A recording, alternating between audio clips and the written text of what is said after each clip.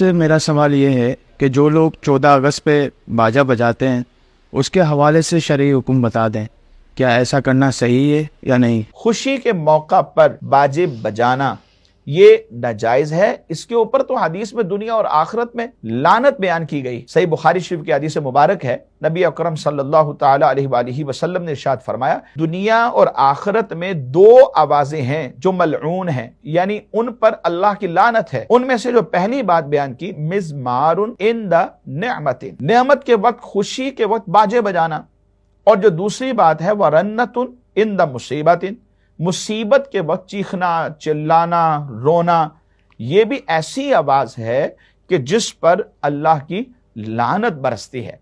तो इसलिए ये बाजे बजाना जो है ये तो नाजायज है। हम मुसलमानों को चाहिए कि अगर बच्चे बजा रहे तो बच्चे हमारे ही हैं, उनको प्यार से, मोहब्बत से उन्हें रोकें, बल्कि माँ बाप का हक बनता है कि इन कामों के लिए उन्हें पैसे ना दें, क्योंकि नाजायज काम है। और याद रखें, आज गुनाह छोटा है उससे रोकेंगे, कल बड़े गुनाह से लोग बचेंगे, अपने बच्चे बड़े गुनाहों से बचेंगे। और ये हमारा हक है कि हम अपने बच्चों को रोकें। और फिर इन बाजों में और ज्यादा मुसीबत यह है कि घरों में बीमार भी हैं, बच्चे भी हैं, सो रहे हैं, बूढ़े हैं। फिर इस बाजे की आवाज से अचानक जब ये आवाज आती तो तकलीफ भी महसूस होती। जो सो रहा है वो उठ जाएगा, जो बीमार है उसके सोने में खलल वाक़ होगा, अस्पताल करीब है, क्लिनिक्स करीब है।